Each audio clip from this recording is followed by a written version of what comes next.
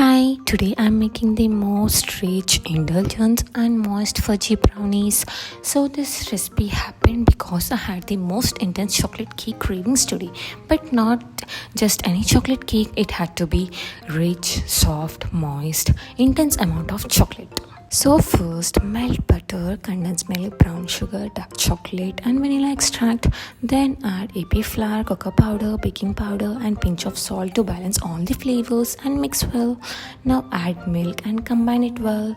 Now transfer into a baking tray and top with a good amount of chocolate chips and bake in preheated oven at 160 degrees Celsius for 35 to 40 minutes.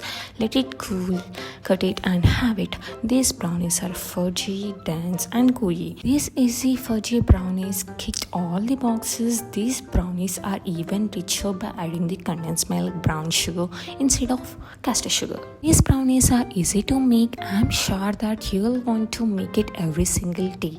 And you know what? I'm not lying. Thanks for watching. Please like, share and subscribe. See you in another video. Bye bye.